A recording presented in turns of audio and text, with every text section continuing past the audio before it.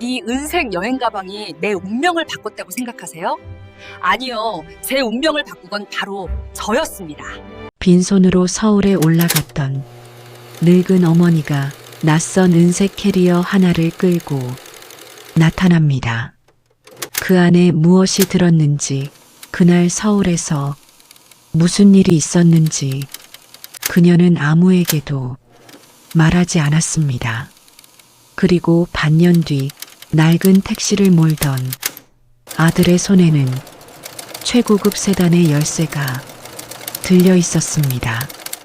무시하던 친구도 비웃던 이웃들도 경악하게 만든 순영 씨의 비밀. 인생 앞날은 정말이지 누구도 알 수 없습니다.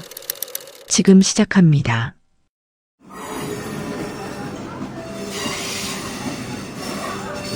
열차의 브레이크 소리가 날카롭게 공기를 가릅니다. 여수 엑스포역입니다. 전광판의 붉은 글씨는 기차가 제 시간에 도착했음을 표정 없는 사람처럼 알리고 있습니다. 순영 씨는 곧바로 자리에서 일어나지 못하고 창밖을 멍하니 바라봅니다. 승강장으로 쏟아져 나가는 사람들의 뒷모습이 오늘따라 유난히 멀어 보입니다.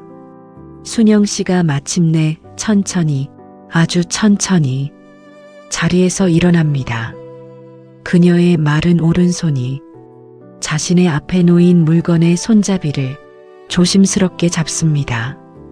눈부시게 매끄러운 24인치 크기의 은색 캐리어입니다. 불과 며칠 전 서울로 올라갈 때만 해도 그녀의 손에는 낡은 청가방 하나가 전부였습니다. 하지만 지금 그녀는 자신과 전혀 어울리지 않는 이 육중하고 반짝이는 가방을 앞에 두고 있습니다. 한 번도 써본 적 없는 매끈한 금속 손잡이가 손등을 차갑게 누릅니다. 순영 씨는 그 생경한 감촉을 느끼며 손잡이를 힘주어 움켜쥐었습니다. 열차 계단을 내려오는 발소리가 오늘따라 묵직하게 울립니다. 바닥에 닿은 캐리어 바퀴가 둔탁한 소리를 냅니다. 순영 씨는 멈추지 않고 개찰구를 향해 입을 굳게 다문 채 걸어갑니다. 역 광장의 타일 바닥은 겨울바람을 맞아 꽁꽁 얼어붙어 있습니다. 바퀴가 타일 틈새를 지날 때마다 진동이 팔목을 타고 어깨까지 고스란히 전해집니다. 광장 한복판에서 순영 씨는 잠시 멈춰서서 마른 침을 삼킵니다.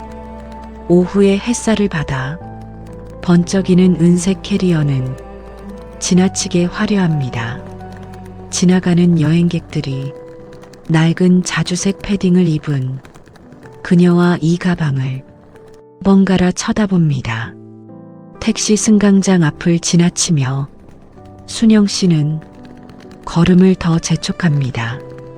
택시비 몇천 원이 아까워 늘 1시간을 걷던 익숙한 길입니다. 마을 입구 소각장 근처에 다다르자 비릿한 바다 내음이 코끝을 스칩니다.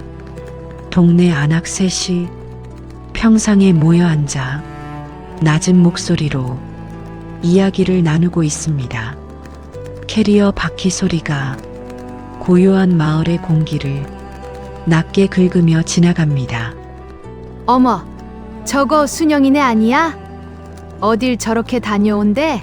명잔에 식당 일을 돕던 최 씨가 눈을 가늘게 뜨며 속삭입니다. 순영 씨는 못 들은 척 묵묵히 앞만 보고 걸어갈 뿐입니다. 서울 아들네 간다더니 올 때는 웬 비싼 가방을 저렇게 들고 온대? 어디 길바닥에서 주워왔나 보지. 그 집 형편에 저런 게 가당키나 해? 뒤통수에 박히는 날카로운 말들이 가시처럼 마음을 후벼 팝니다. 순영 씨는 마침내 낡은 빈집 대문 앞에 멈춰 섰습니다. 녹슨 철문이 끼익 소리를 내며 신경질적으로 열립니다. 마당에 제멋대로 자란 잡풀들이 마치 그녀를 붙잡으려는 듯 발목을 감쌉니다. 순영 씨는 캐리어를 번쩍 들어 높은 문턱을 넘겼습니다. 방 한가운데 캐리어를 내려놓자 묵직한 소리가 적막한 방 안을 가득 채웁니다. 순영 씨는 차가운 방바닥에 주저앉아 옆으로 눕혀놓은 캐리어를 한참 동안 말없이 바라봅니다. 은색 표면에 비친 자신의 얼굴이 희미하고 위태롭게 일그러져 보입니다. 캐리어의 지퍼를 천천히 조심스럽게 열었습니다. 잠금 장치는 걸려있지 않았습니다. 지퍼가 열립니다. 방 안의 냉한 공기가 차갑게 얼어붙는 듯합니다. 순영 씨는 한참 동안 아무 말이 없습니다.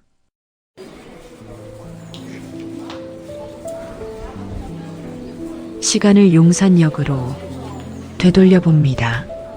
용산역 대합실은 평소와 다름없었고 단지 히터 바람에 후덥지근해진 공기와 사람들의 바쁜 발소리로 가득했습니다. 순영 씨는 손녀의 초등학교 졸업식을 마치고 돌아오는 길입니다. 아들 금남 씨가 괜찮다고 해도 끝내 쥐어주던 꼬깃꼬깃한 5만 원권 한 장. 주머니 속 그 한 장의 무게가 오늘따라 천근만근 무겁게만 느껴집니다. 어머니, 이거 엽이라도 보태세요. 아들의 갈라진 손등이 자꾸만 눈앞에 아른거립니다. 택시 핸들을 하루 종일 잡느라 퉁퉁 부어있던 그 손, 대학은커녕 남들 다 아는 학원 한번 보내주지 못한 못난 애미의 죄책감이 가슴을 짓누릅니다. 순영 씨는 보관함 옆 대합실 의자에 앉아 전광판의 숫자를 멍하니 바라보았습니다. 그때였습니다. 검은 코트를 입은 한 남자가 순영 씨 바로 옆자리에 앉았습니다. 그는 연신 시계를 확인하며 누군가와 급하게 통화하는 척하며 순영 씨 앞에 놓인 은빛 캐리어를 쏘아보더니 인파 속으로 사라졌습니다. 눈부시게 매끄러운 24인치 은색 캐리어. 순영 씨는 남자가 은빛 캐리어를 쏘아보던 것이 마음에 걸려 초조하게 기차 시간을 기다렸습니다. 10분, 20분. 시간이 흐를수록 대합실의 공기는 점점 더 후덥지근해지는 것 같습니다. 기다리는 1시간 동안 순영 씨의 머릿속에는 모진 세월의 기억들이 파도처럼 밀려왔습니다. 가난 때문에 아들의 소풍 도시락에 김밥 대신 맨밥을 싸주어야 했던 날, 수급 지원금이 끊길까봐 아들을 억지로 분가시키며 돌아서야 했던 그 비참한 오후, 내가 돈만 좀 있었어도. 순영 씨의 마른 입술이 파르르 떨립니다. 아들 내외에게 제대로 된 고기 한 점 사주지 못한 자신이 너무도 원망스러웠습니다. 어느덧 기차 출발 안내 방송이 대합실 가득 울려 퍼졌습니다. 무궁화호 여수행 열차가 잠시 후 출발합니다. 순영 씨는 주위를 한번 살피고는 캐리어의 손잡이를 힘껏 쥐었습니다. 그리고 캐리어를 끌고 개찰구를 향해 뛰기 시작했습니다. 누군가에 쫓기듯 순영 씨는 연신 주위를 둘러보았지만 남자의 자취는 어디에도 보이지 않았습니다. 순영 씨는 사람들이 자신을 자꾸 쳐다보는 것만 같아 가방을 쥔 손에 힘을 더 꽉 주었습니다. 플랫폼으로 나가는 문에 이르러서야 숨을 몰아쉬며 걷기 시작했습니다. 순영 씨는 영무원을 한번 힐끗 보고서야 안도의 한숨을 내쉬었습니다. 순영 씨는 떨리는 손으로 은색 캐리어의 손잡이를 다시 꽉 잡았습니다. 가방의 묵직한 무게감이 팔을 타고 전해졌습니다. 캐리어를 끌고 열차에 오르는 순영 씨의 뒷모습이 위태롭기만 합니다. 덜커덩거리는 무궁화호의 바퀴 소리가 그녀의 뇌리를 흔들어댑니다.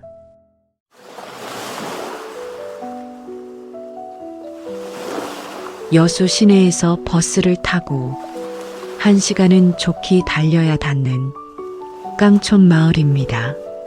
순영 씨가 머무는 빈집은 이 외딴 마을에서도 가장 높은 언덕 끝에 위태롭게 서 있습니다. 오랫동안 사람이 살지 않아 벽지마다 검은 곰팡이가 피어난 차가운 방입니다. 순영 씨는 낡은 담요를 무릎에 두른 채 창밖의 시커먼 바다를 묵묵히 바라봅니다. 방 안에는 냉기가 가득합니다. 입을 열 때마다 하얀 입김이 흩어졌다 사라집니다. 순영 씨는 아침마다 마당에 있는 펌프에서 찬물을 길어 올리며 하루를 시작합니다. 아들에게 짐이 되지 않으려 찾아든 이 먼 깡촌의 겨울은 서울보다 훨씬 더 시리게 느껴집니다. 그녀는 텅 빈 방 안에서 홀로 밥을 지으며 긴 침묵을 견뎌냅니다. 점심 무렵 순영 씨는 창거리를 사기 위해 큰 맘을 먹고 여수 시내로 나가는 버스에 오릅니다. 구멍난 털장갑 사이로 스며드는 한기가 손가락 끝을 아리게 만듭니다. 버스는 구불구불한 고갯길을 한참이나 돌아 시내 한복판에 그녀를 내려주었습니다. 번쩍이는 간판들과 바쁘게 움직이는 사람들 사이에서 순영 씨의 해진 패딩은 유난히 초라해 보입니다. 시내 시장 골목을 지날 때 동네에서 함께 버스를 타고 온 여편네들의 목소리가 들려옵니다. 저기 순영이네 아니요? 그 고생을 하고도 아직 저러고 사네. 옛날엔 얼굴값 하더니 인생 참 모르는 거요. 임원 깡촌 빈집까지 들어올 줄 누가 알았겠어. 순영 씨는 못 들은 척 검은 비닐봉지를 손에 꼭 쥐고 걸음을 옮깁니다. 화려한 시내거리는 그녀에게 따뜻한 장소가 아니라 자신의 가난을 보여주는 전시장 같았습니다. 시내 광장 한복판 가장 목 좋은 곳에 화려한 간판을 내건 큰 식당이 눈에 들어옵니다. 명잔의 여수 본점, 고등학교 동창이었던 명자가 운영하는 식당입니다. 명자는 가난을 지독하게 증오하며 악착같이 돈을 모아 이제는 시내에서 내노라 하는 유지가 되었습니다. 순영 씨는 그 화려한 식당 앞을 지날 때마다 자기도 모르게 고개가 자꾸만 숙여집니다. 그때 식당 문이 열리고 화려한 밍크 코트를 입은 명자가 밖으로 걸어 나옵니다. 그녀는 검은 봉지를 든 순영 씨를 발견하자마자 짐짓 놀란 표정을 지으며 다가옵니다. 어머, 순영이 아니니? 너 그 멀리 깡촌에서 여기까지 나오느라 고생했겠다. 명자의 목소리는 친절한 듯 했으나 그 속에는 차가운 동정이 묘하게 섞여 있었습니다. 순영 씨는 갈라진 목소리로 간신히 인사를 대신하며 발걸음을 서둘렀습니다. 명자는 멀어지는 순영 씨의 뒷모습을 보며 혀를 끌끌 찹니다. 에구, 저 예쁜 얼굴도 세월 앞엔 장사 없네. 저렇게 살 거면 왜 내려왔을까? 그 말은 시내의 소음 사이를 뚫고 순영 씨의 귓가에 선명하게 와서 박힙니다. 순영 씨는 눈시울이 뜨거워지는 것을 참으며 다시 깡촌으로 향하는 버스 정류장으로 향합니다. 시내의 화려한 불빛들이 그녀의 등 뒤에서 하나둘 켜지기 시작합니다. 다시 돌아온 깡촌 집은 이미 어둠에 잠겨 적막하기만 합니다. 가슴속에는 명자의 화려한 식당과 아들의 낡은 택시 핸들이 뒤섞여 일렁입니다. 순영 씨는 다시 차가운 방에 홀로 앉아 어두워진 바다 위로 비치는 작은 불빛들을 지켜봅니다. 비밀을 품은 자의 외로움이 방 안의 적막을 타고 무겁게 흘러갑니다. 인생 앞날은 정말이지 누구도 알 수 없는 법이라고 그녀는 낮은 한숨을 내뱉었습니다.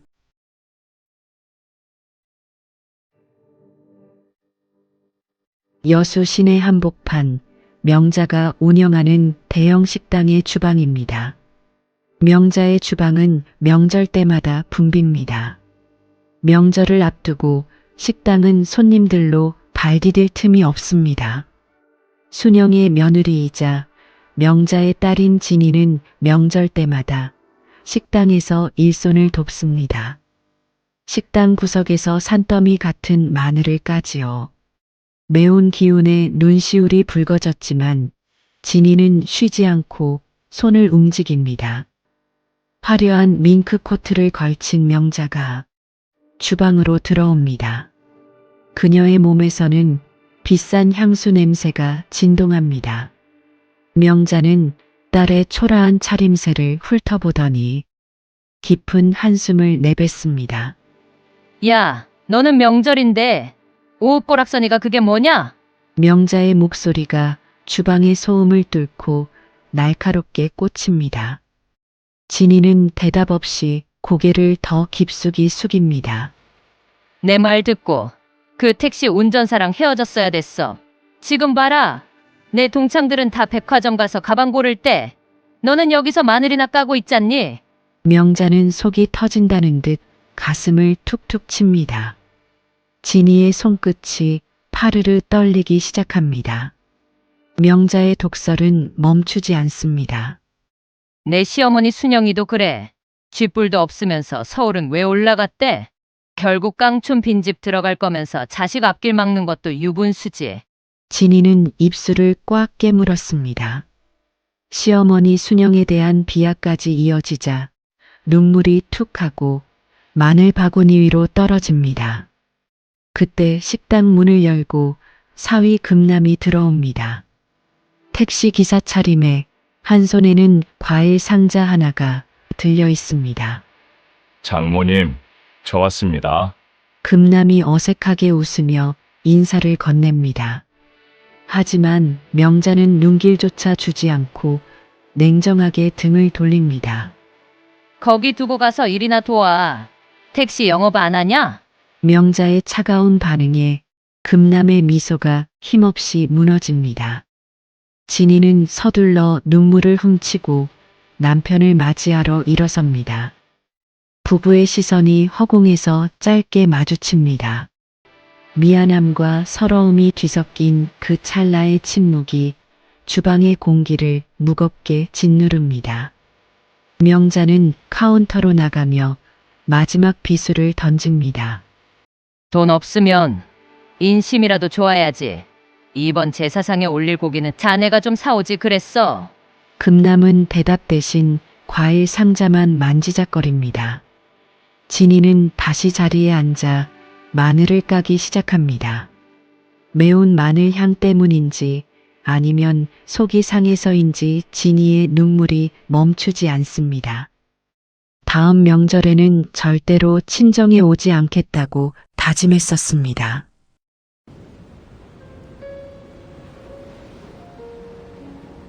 설명절을 딱 일주일 앞둔 날입니다.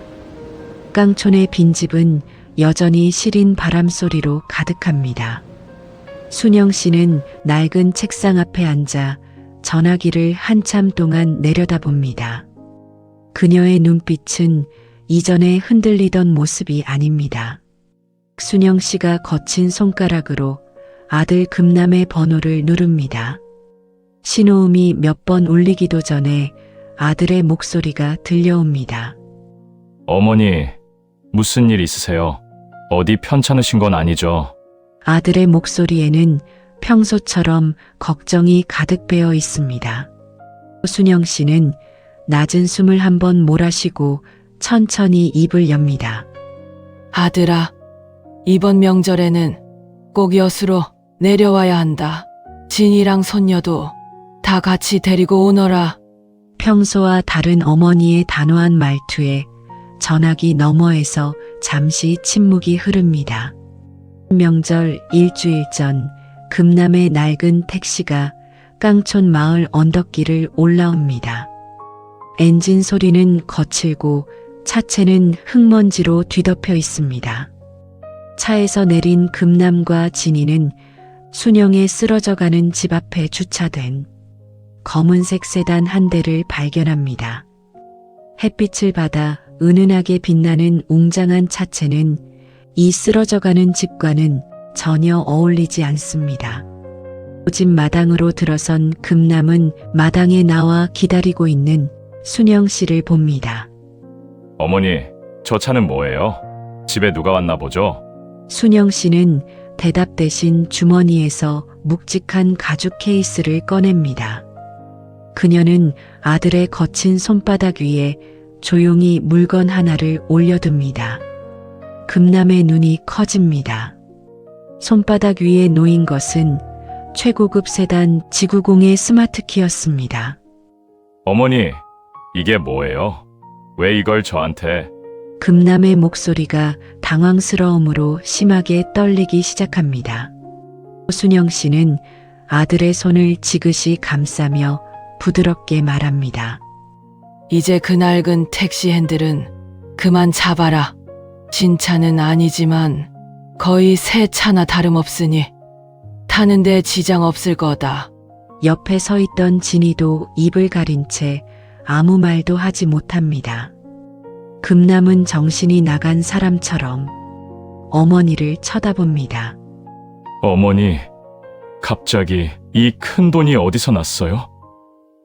혹시 로또라도 된 거예요? 말씀해 주세요. 저번에 서울에 오셨을 때 가지고 오셨던 천 가방에서 로또가 여러 장 있는 것을 봤어요. 저희는 돈 달라고 안 해요. 그냥 이게 무서워서 그래요. 아들의 물음에도 순영 씨는 그저 엷은 미소만 지을 뿐입니다. 순영 씨가 아들의 어깨를 다독이며 나지막이 말합니다. 나중에 다 알게 될 거다. 지금은 묻지 말고 그냥 바꿔라. 세상 일이란 게 참 모르는 거더라. 순영 씨의 눈빛은 깊고 고요하여 더 이상 물을 틈을 주지 않았습니다. 마당 끝에 세워진 지구공의 검은 차체가 겨울 오후의 햇살을 정면으로 받아냅니다. 금남은 떨리는 손으로 스마트키를 꽉 움켜쥐었습니다. 낡은 택시의 엔진 열기가 식어가는 자리에 새로운 정적이 내려앉습니다.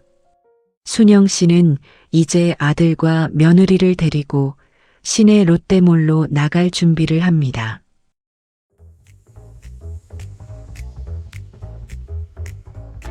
웅장한 검정색 세단 G90이 여수 롯데몰 주차장으로 부드럽게 미끄러져 들어갑니다.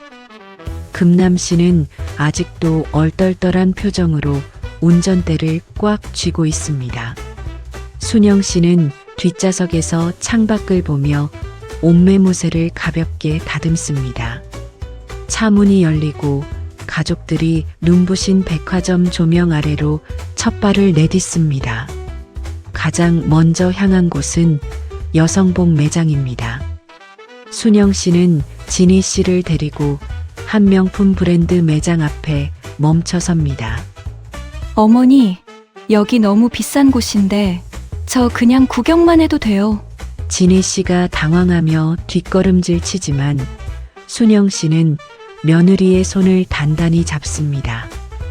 매장 직원이 가져온 단아하고 고급스러운 코트가 진희 씨의 어깨 위에 놓입니다. 순영 씨는 거울 앞에 선 며느리를 지그시 바라봅니다. 아가, 내가 입으니까 옷이 산다. 이걸로 해라. 이어서 금남 씨의 양복과 손녀의 예쁜 원피스까지 차례로 결정됩니다. 낡은 패딩과 해진 운동화는 어느새 종이 가방 속으로 자취를 감췄습니다. 거울 속에는 더 이상 택시 기사 가족이 아닌 품격 있는 한 가족이 서 있습니다. 가족들은 이제 지하 식품관으로 이동합니다. 순영 씨의 걸음걸이에는 망설임이 전혀 없습니다. 여기서 가장 좋은 한우 세트로 세 상자 준비해 주세요. 점원이 눈을 크게 뜨며 최고급 부위만 골라 담은 나무 상자를 내옵니다. 금남 씨는 옆에서 상자 하나의 가격표를 보고 헛기침을 삼킵니다. 한우 세트 옆으로는 알이 굵고 탐스러운 과일 세트가 줄을 지어 놓입니다. 순영 씨는 하나하나 꼼꼼히 살피며 가장 품질이 좋은 것으로 고릅니다. 진희 씨의 손에는 어느새 세련된 디자인의 명품 가방 하나가 들려 있습니다. 금남 씨가 조심스럽게 어머니의 귀에 대고 속삭입니다. 엄마, 정말 괜찮은 거예요? 이거 다 합치면 돈이 얼만데? 순영 씨는 아들의 손등을 가볍게 두드리며 대답합니다. 아범아, 오늘은 그냥 받아두렴. 그동안 고생한 거 생각하면 아무것도 아니다. 계산을 마친 가족들이 양손 가득 고급스러운 쇼핑백을 들고 매장을 나섭니다. 백화점 입구에 세워진 G90의 트렁크가 묵직한 소리를 내며 열립니다. 정성스럽게 포장된 한우와 과일 상자들이 차곡차곡 자리를 잡습니다. 차 안은 금세 새 옷의 섬유 향기와 과일의 달콤한 향으로 가득 찹니다. 금남 씨는 운전석에 앉아 백미러로 가족들을 쳐다봅니다. 모두의 얼굴에는 긴장과 설렘이 묘하게 섞여 있습니다. 순영 씨는 가방 깊숙한 곳에서 노란 봉투 몇 개를 꺼내 정리합니다. 자, 이제 영자네 집으로 가자. 가서 당당하게 인사드려야지. 검은 세단이 백화점을 빠져나와 여수 시내 한복판을 달립니다. 창밖으로 지나가는 사람들의 시선이 반짝이는 차체에 머뭅니다. 순영 씨는 창문에 머리를 기대고 멀어지는 시내 풍경을 바라봅니다. 가슴 속의 응어리가 조금씩 녹아내리는 기분입니다.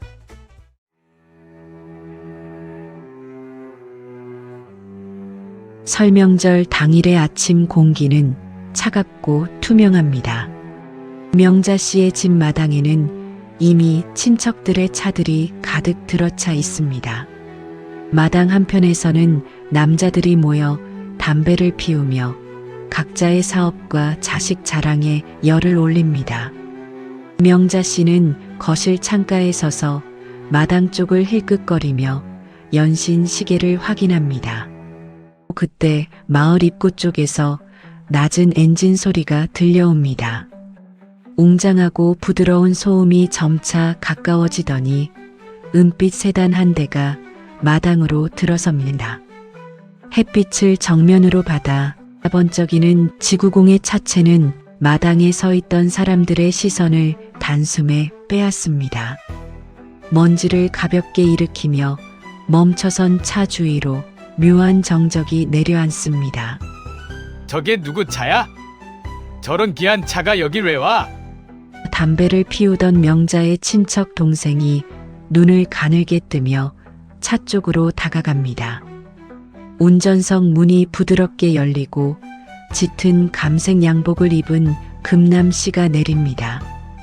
늘 낡은 점퍼에 기름 냄새가 배어 있던 택시 기사 금남 씨가 아닙니다. 그는 정갈하게 빗어넘긴 머리와 당당한 어깨로 차 문을 닫습니다. 금남 씨가 뒷좌석 문을 열자 화려하고 단아한 코트 차림에 진희 씨가 내립니다. 팔목에는 명품 백이 들려 있고 얼굴에는 이전에 없던 여유로운 빛이 감돕니다. 마루 끝에 서 있던 명자 씨의 입이 서서히 벌어집니다. 자신의 딸이 저렇게 귀하고 비싼 옷을 입고 최고급 세단에서 내릴 줄은 상상조차 못했습니다. 마지막으로 내린 사람은 순영 씨였습니다. 그녀는 기품 있는 모직 코트를 입고 가족들 앞에 섭니다. 깡촌 빈집에서 떨이 생선을 사던 그 초라한 여인이 아니었습니다. 순영 씨는 흐트러짐 없는 자세로 명자 씨를 똑바로 응시하며 마당을 가로질러 걷습니다. 구두굽이 마당의 단단한 흙바닥을 밟을 때마다 규칙적인 소리가 울립니다. 어머, 순영아. 너희들 이게 다 무슨 일이니? 명자 씨가 당황하며 현관 앞까지 나와 묻지만 목소리는 힘없이 떨립니다. 친척들은 모두 말을 잊은 채 금남 씨가 트렁크에서 꺼내는 선물들을 쳐다봅니다. 황금색 보자기와 고급스러운 나무 상자들이 끝도 없이 쏟아져 나옵니다. 순영 씨는 그저 엷은 미소를 띠며 명자 씨의 손을 가볍게 잡았습니다. 명자야, 명절인데 사위랑 딸이 왔으면 웃으며 맞아야지. 순영 씨의 목소리는 차분하고 단단했습니다.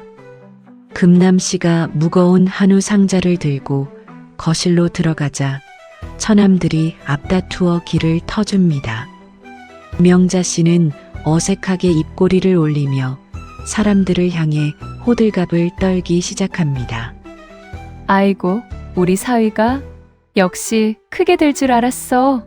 어서들 들어와. 명절 때마다 진희 씨에게 독서를 내뱉던 주방의 공기는 이미 사라진 지 오래입니다. 마당에 홀로 서 있는 지구공의 웅장한 실루엣이 가족의 위상을 단숨에 뒤바꿔 놓았습니다. 순영 씨는 명자의 호들갑을 뒤로하고 거실 안쪽으로 조용히 발을 들여놓습니다. 이제 막 역전의 막이 오르고 있었습니다. 인생 앞날은 정말이지 누구도 알 수 없는 법이 맞나요?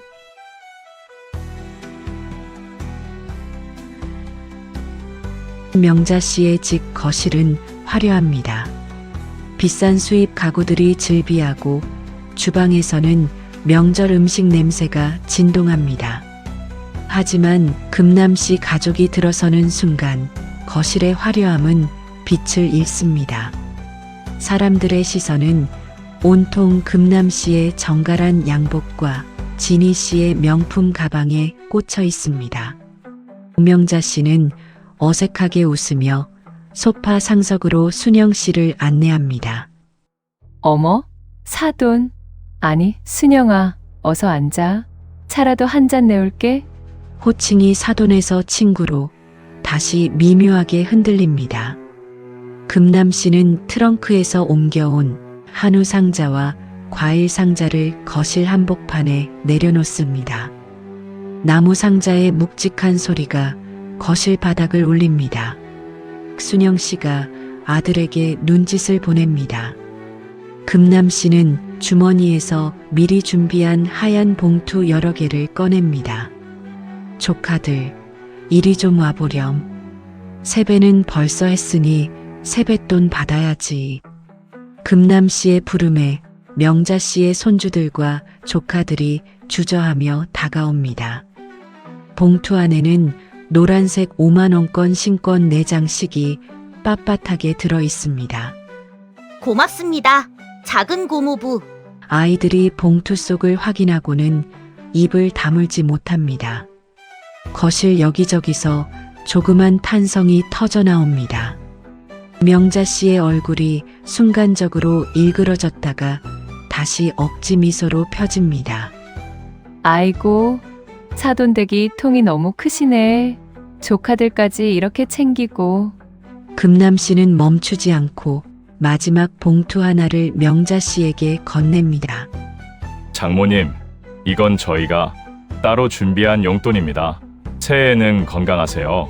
봉투는 꽤 두툼합니다. 5만원권 신권 20장, 100만원이 들어 있습니다. 명자 씨는 봉투를 건네받으며 손끝을 미세하게 떨었습니다. 불과 작년까지도 택시비 걱정이나 하라며 사위를 무시하던 그녀였습니다. 어머, 우리 사위가 정말. 얘들아, 봤니? 우리 사위 금남이가 원래 이렇게 효자야. 명자 씨의 호들갑이 거실을 가득 채웁니다. 조금 전까지 구석에서 딴청을 피우던 큰 처남과 작은 처남들이 슬그머니 금남 씨 곁으로 모여듭니다. 그들은 평소에 권하지도 않던 비싼 양주를 들고 와 금남 씨의 잔을 채웁니다. 이 사람아, 도대체 어떻게 된 거야? 사업이라도 대박 난 건가? 금남 씨는 어머니 순영 씨를 한번 바라보고는 넉살 좋게 허허 웃습니다. 형님, 인생 앞날은 정말이지 누구도 알 수 없네요. 형님이 이렇게 저한테 직접 술을 다 권해주시고 말입니다. 하하하. 금남 씨의 너털 웃음이 거실에 시원하게 울려 퍼집니다. 명자 씨는 뒤틀리는 속을 감추며 친척들에게 사위 자랑을 늘어놓느라 정신이 없습니다. 진희 씨는 그런 남편과 시어머니를 보며 눈시울을 붉힙니다. 친정 엄마의 모진 말에 늘 가슴 졸이며 작아졌던 그녀였습니다. 순영 씨는 조용히 진희 씨의 손을 꼭 쥐어줍니다. 거실의 공기는 이제 명자가 아닌 순영 씨 가족을 중심으로 흐르고 있습니다. 인생 앞날은 정말이지 누구도 알 수 없는 법입니다.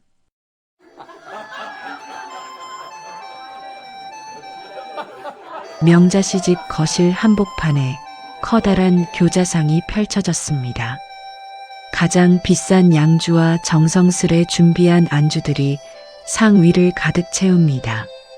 평소라면 구석에서 조용히 밥만 먹었을 금남 씨가 오늘은 상석 근처에 앉았습니다. 큰 처남이 직접 양주병을 들고 금남 씨의 잔을 정중히 채웁니다.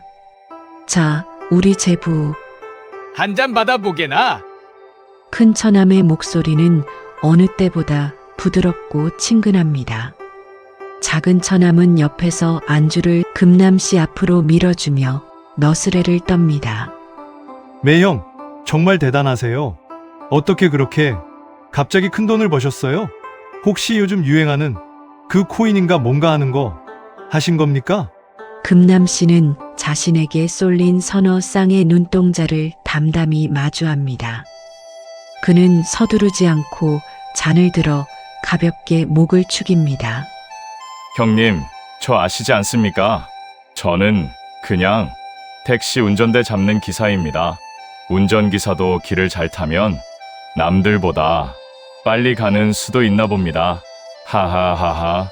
금남 씨의 여유 있는 대답에 처남들은 서로 눈짓을 주고받으며 고개를 끄덕입니다. 역시 제부야. 내가 예전부터 자네 눈빛이 예사롭지 않다고 생각했어.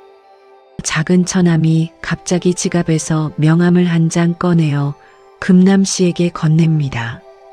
매형, 나중에 투자할 곳 마땅치 않으시면 제 친구 녀석한테 연락 한번 해보세요. 수익률이 아주 확실한 놈입니다. 매형 같은 귀비는 특별히 관리해 줄 거예요. 금남 씨는 명함을 받아 식탁 구석에 조용히 내려놓습니다. 명자 씨는 거실 이곳저곳을 다니며 친척들에게 사위 자랑을 늘어놓느라 바쁩니다. 보셨죠? 우리 사위가 저렇게 통이 커요. 차도 제일 좋은 걸로 뽑아왔잖아요. 내가 반대했네 어쨌네. 하는 소리들은 다 헛소문이야. 내 안목이 어디 가겠어? 명자 씨의 호들갑에 친척들은 어색하게 웃으며 맞장구를 칩니다. 금남 씨는 그런 장모님의 모습을 보며 쓴웃음을 삼킵니다. 순영 씨는 소란스러운 거실 한편에서 조용히 찻잔을 들고 있습니다.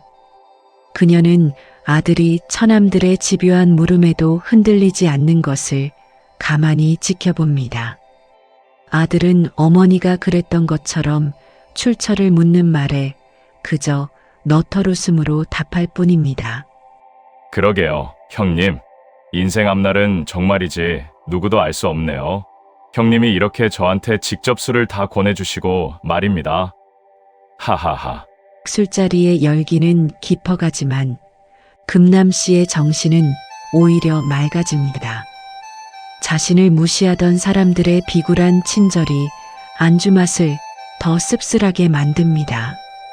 진희 씨는 주방에서 나오다 남편의 당당한 모습을 보고 조용히 미소 짓습니다.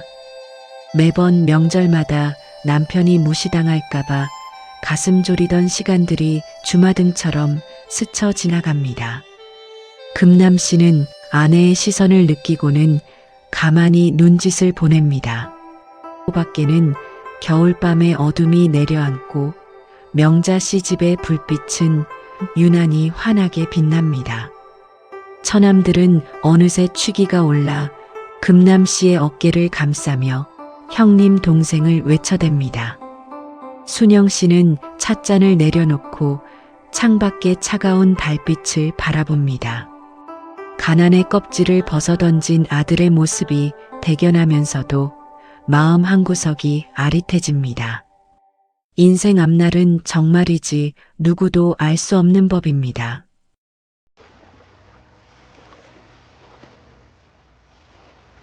명절의 소란함이 잦아든 깊은 밤입니다.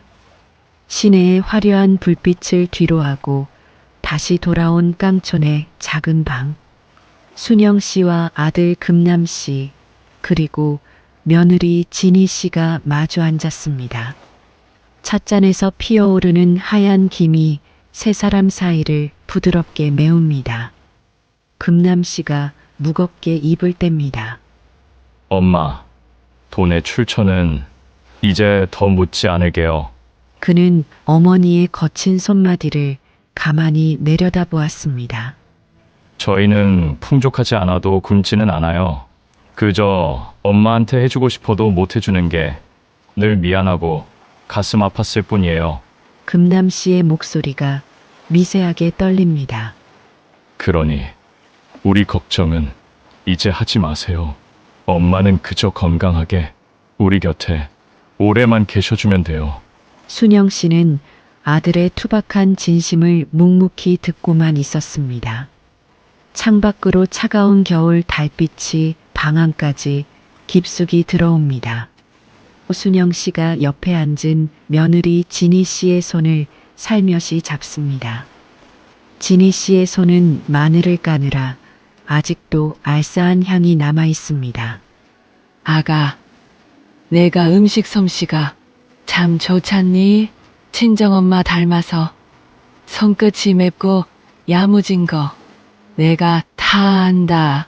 순영 씨의 부드러운 음성이 적막한 방안을 따뜻하게 감쌉니다. 순영 씨가 아들과 며느리를 번갈아 보며 말을 잇습니다. 서울 올라가거든 목 좋은 곳에 식당 하나 알아봐라. 식당 차려서 아범하고 둘이 한번 잘 꾸려봐. 진희 씨가 놀란 눈으로 시어머니를 쳐다봅니다. 금남 씨도 예상치 못한 제안에 찻잔을 든 채 멈춰 섰습니다. 어머니, 식당이라니요. 저희가 어떻게... 진희 씨의 말끝이 흐려집니다. 순영 씨는 며느리의 손등을 천천히 어루만졌습니다. 아범도 이제 남의 차 핸들 그만 잡고 너랑 같이 내 가게 꾸리며 살아. 돈 걱정은 하지 말고 오로지 맛이랑 정성만 생각하거라. 방 안에는 다시 깊은 정적이 찾아왔습니다. 하지만 이전에 무거웠던 침묵과는 전혀 다른 공기입니다. 금남 씨는 어머니의 단호한 눈빛 속에서 흔들리지 않는 확신을 읽었습니다. 진희 씨는 시어머니의 따뜻한 손길에 참아왔던 눈물을 기어이 떨구고 맙니다. 새로운 삶의 이정표가 세 사람의 마음속에 세워지고 있었습니다. 순영 씨는 창밖의 어두운 바다를 향해 시선을 돌립니다. 멀리서 깜빡이는 등대 불빛이 오늘따라 유난히 선명해 보입니다. 인생 앞날은 정말이지 누구도 알 수 없는 법이지. 그녀는 나직하게 혼잣말을 내뱉으며 엷은 미소를 지었습니다. 깡촌의 시린 밤이 지나고 어느덧 희망의 새벽이 밝아오고 있었습니다.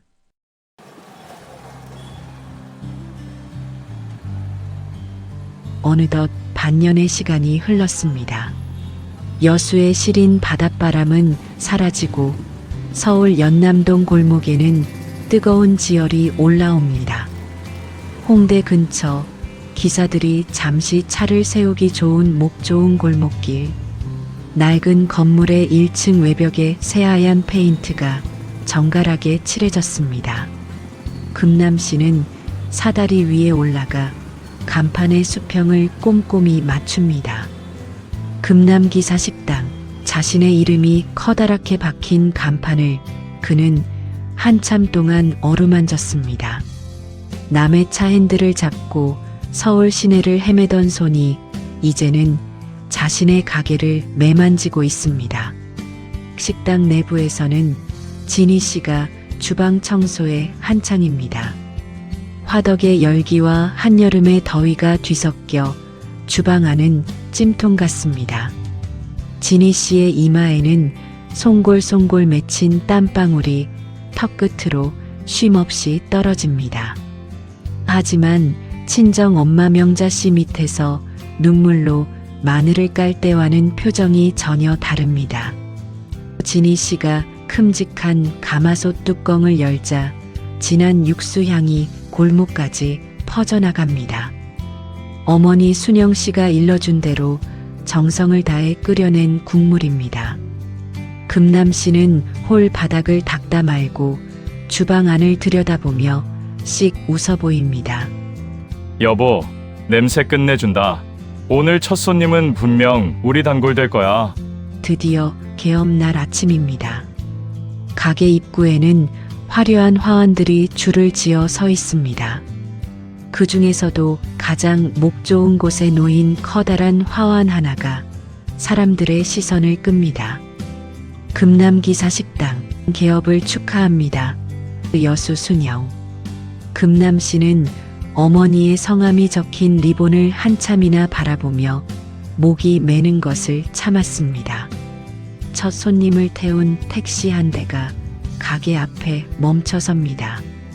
금남 씨는 동료 기사였던 손님을 향해 허리를 숙여 정중하게 인사합니다. 어서 오십시오. 금남 기사 식당입니다. 맛있게 모시겠습니다. 진희 씨가 쟁반 가득 정갈한 밑반찬과 따뜻한 밥을 담아 홀로 나옵니다. 가게 안은 금세 사람들의 웅성거림과 밥 짓는 냄새로 가득 찼습니다. 손녀 아이는 가게 구석에서 손님들에게 물컵을 나르며 고사리 손을 보탭니다. 가난의 그늘이 깊게 드리웠던 가족의 얼굴에는 이제 건강한 땀방울이 흐릅니다. 금남 씨는 주문서를 확인하며 주방을 향해 씩씩하게 외칩니다. 제육 하나, 돼지불백 둘 추가입니다요. 활기찬 목소리가 식당 안을 가득 채우며 새로운 시작을 알립니다. 서울의 뜨거운 한낮, 금남기사 식당은 어느덧 문전성시를 이룹니다. 금남 씨는 잠시 땀을 닦으며 창밖을 봅니다. 멀리 고향 여수에서 기뻐하고 있을 어머니의 미소가 아른거립니다.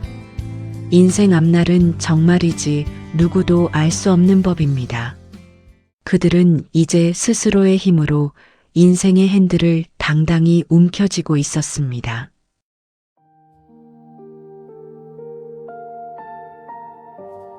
여름날의 오후 햇살이 금남기사 식당의 하얀 간판을 정면으로 비춥니다. 가게 앞은 개업을 축하하러 온 손님들과 화환들로 북적입니다. 순영 씨는 입구 한쪽에 서서 자신의 이름이 적힌 화환의 리본을 매만집니다. 바람을 타고 실려오는 고소한 밤 냄새가 마음을 평온하게 채워줍니다. 금남 씨가 앞치마를 두른 채 가게 밖으로 나옵니다. 그의 얼굴은 주방의 열기로 상기되어 있지만 눈빛만큼은 어느 때보다 맑습니다. 진희 씨도 손녀 아이의 손을 잡고 남편의 곁으로 다가와 섭니다. 어머니, 여기 서보세요. 우리 다 같이 사진 한 장 찍어야죠. 진희 씨의 부름에 순영 씨가 엷은 미소를 지으며 가족들 사이로 들어갑니다.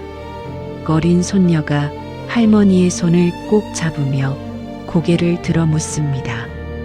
할머니, 근데 왜 식당 이름이 아빠 이름이에요? 순영식당 하면 더 예쁘잖아. 순영 씨는 손녀의 머리카락을 부드럽게 쓰다듬으며 대답합니다. 택시기사도 이제 제 이름 석자 걸고 당당하게 달려야 하지 않겠니? 옆에서 듣던 금남 씨는 쑥스러운 듯 머리를 극적이며 허허 웃어 보입니다. 나가던 손님 한 분이 흔쾌히 카메라를 건네받았습니다. 자, 다들 여기 보세요. 활짝 웃으세요. 순영 씨는 아들의 단단한 어깨를 감싸 쥐었습니다. 진희 씨는 남편의 팔짱을 끼고 밝게 미소 짓습니다. 네 사람의 그림자가 식당 앞 보도블록 위에 나란히 겹쳐집니다. 찰칵 하는 셔터 소리가 정적을 깨고 울려 퍼집니다. 뷰파인더 안에는 가난의 그늘을 걷어낸 환한 얼굴들이 담겼습니다. 누구도 돈의 출처를 묻지 않았고 누구도 지난날의 서러움을 꺼내지 않았습니다. 그저 정직하게 일구어낸 오늘이라는 시간만이 그들 앞에 놓여 있을 뿐입니다. 순영 씨는 사진을 찍고 다시 가게 안으로 들어가는 아들의 뒷모습을 한참 동안 바라보았습니다. 식당 안에서는 다시 활기찬 주문 소리가 터져 나옵니다. 순영 씨는 가게 앞 화단에 핀 작은 꽃들을 내려다보았습니다. 깡촌의 빈집에서 견뎠던 그 시린 밤들이 이제는 아스라한 꿈처럼 느껴집니다. 그녀는 앞치마를 고쳐 매고 아들과 며느리를 돕기 위해 가게 안으로 발을 들여놓습니다. 여름의 뜨거운 공기가 가족의 따뜻한 온기와 뒤섞여 골목으로 퍼져나갑니다. 인생 앞날은 정말이지 누구도 알 수 없는 법이지요. 어제까지의 절망이 오늘의 기적이 되고 오늘의 땀방울이 내일의 희망이 됩니다. 금남기사 식당의 문이 열리고 닫힐 때마다 새로운 사람들의 이야기가 시작됩니다. 순영 씨의 담담한 뒷모습 위로 여름날의 찬란한 태양이 축복처럼 쏟아지고 있었습니다. 인생 앞날은 정말 그 누구도 알 수 없는 것인가 봅니다. 감사합니다.